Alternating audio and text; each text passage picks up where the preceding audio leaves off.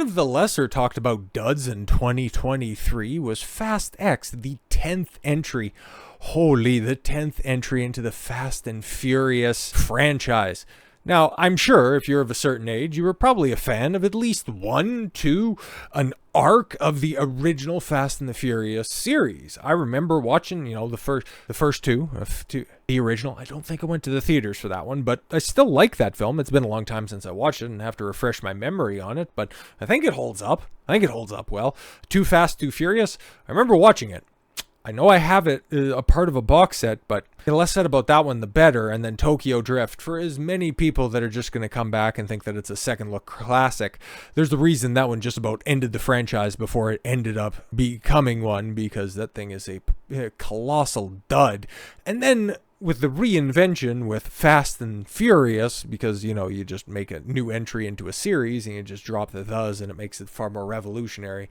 It was a different time after all. And then the last one that I seen in theaters was Fast 5, and thought that it was absolutely absurd that they were dragging a bank vault down the streets of Rio de Janeiro, but it ended up getting perpetually dumber and dumber from them. I think I seen 6, but by that time I can't even remember. I think Gina Carano.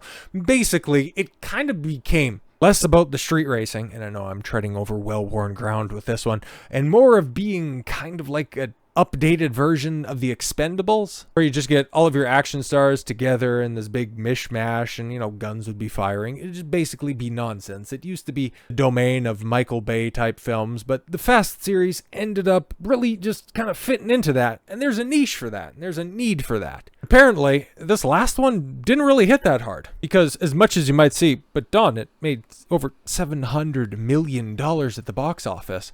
Well, when you take a look at this and you realize that it cost $340 million, it didn't earn a profit at all. Nope, not even in the least bit, given the fact that over $500,000 of that came from international box office. I guess we can probably break that down a little bit, knowing that a vast majority of that came from China, where you only get 25% of the box office right there. Yeah, that's a big old duddaroo that ended up plopping out. And given the fact that this was kind of like Mission Impossible, which was another box office dud, hate to say it, man, it was received well by a lot of people, but derided by others as well. But this was supposed to be part 1 of a part 2 finale. But then when you get this announcement, that's right here, that there's another one, Fast 11 is now in the works, and it's going to be going back to basics like the Fast and the Furious, or basics like the billion-dollar machine that was entries 6, 7, 8. Well, yeah, here we have the entire franchise pulled up, but yeah, the original made on $38 million, turning a huge profit, $206 million worldwide, and yeah, the obvious stumbling point with Tokyo Drift, probably not turning a profit, but then, running it back a few years later with Fast and Furious, which, yeah, had incredibly good word of mouth, and it was a complete departure from the initial street racing side of things, and it ended up doing gangbusters. And then by the time 7 and 8 and even 9 to a lesser extent ended up doing big business, Hobbs and Shaw just, another chink in the armor, that the idea that The Rock is this big Hollywood icon, but ended up hopping on the bandwagon at, 5? Yeah, you think he hopped on right there at 5 when everything was starting to roll. But anyways, Fast 7 making $1.5 million, which is ridiculous, okay, making 1.5 billion, okay, 1.2 of that overseas, and same with the Fate of the Furious, making over $1 billion globally, which is wild. But okay, is that what they're going to try to do with Fast 11? What do they mean by this?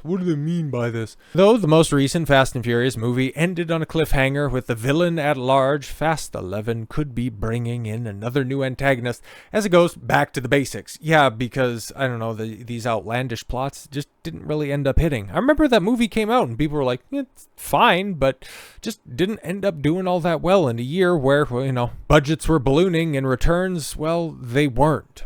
Jeff Sneider at InSneider reported that the franchise is going to go back to the basics and is aiming to be lean and mean, with budgets being trimmed a fair bit. Sneider sources say that Fast 11 will have a budget of $200 million or less, which seems to be where the franchise was thriving. So yeah, at Fast 9 back in 2021, and it still turned nice during a time when, not all of the cinemas were open, $719 million, which, however way you slice it, ended up turning a pretty good profit, making probably $150 million.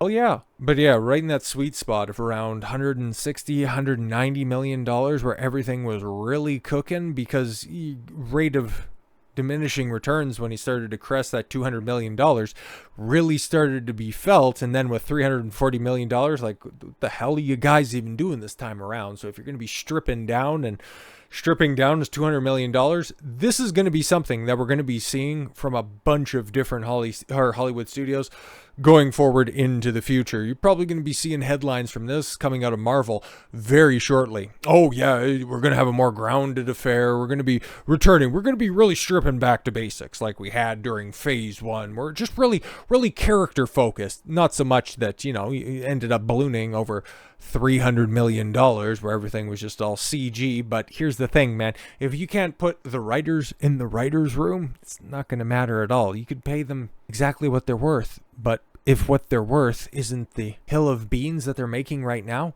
you're not going to end up with a good story. You're not going to end up with a profitable movie, and will apparently be a throwback to the first film. Okay, with the team going to less major locations and being more focused on one big heist or race. Well, I hope so, man. I would. Hey, if they're going to go ahead and throw it all the way back to, what was that, 1999? Oh, 2001. Matrix was 1999. They make another Matrix movie, I can guarantee that. Interestingly, though, the source says that Vin Diesel will be back despite his recent, his accusations. Oh my God. I did touch on that, pun not intended, in one of the videos towards the end of the year. Could have been during the recap where, I think I did just throw that in there where, when Me Too went absolutely wild. That accusation is, based on a former assistant some 15 years ago coming forward, just as the clocks were running out on some of those expiring laws that would allow for victims to speak out. But it was also still at the point in time when Vin Diesel was at the height of his powers. So was he really needing to force himself on anybody? I'll just ask you to answer that question for yourself.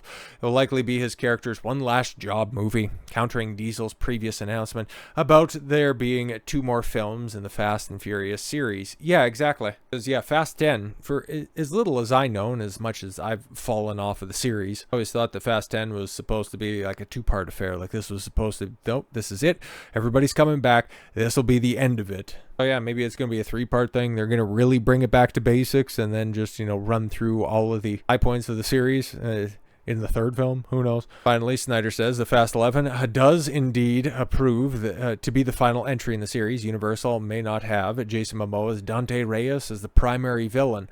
Jason Momoa is a villain? I don't really know how that would end up working out. Instead, opting to introduce a new one. Fast X starred Vin Diesel, Tyrese Gibson, Michelle Rodriguez, Jordana Brewster, Ludacris, Natalie Emmanuel, Sung Kang, John Cena, Jason Statham, and Scott Eastwood reprised their respective roles in the film.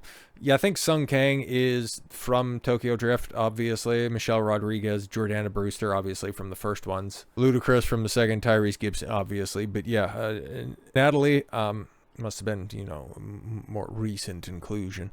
The 10th installment also featured the addition of franchise newcomers. Yes, Jason Momoa, Daniela Melchior, Brie Larson, and Alan Ritchson. Oh, Reacher. Interesting. I think that's who that is, right? Yeah, man, bringing everybody back for one final hurrah.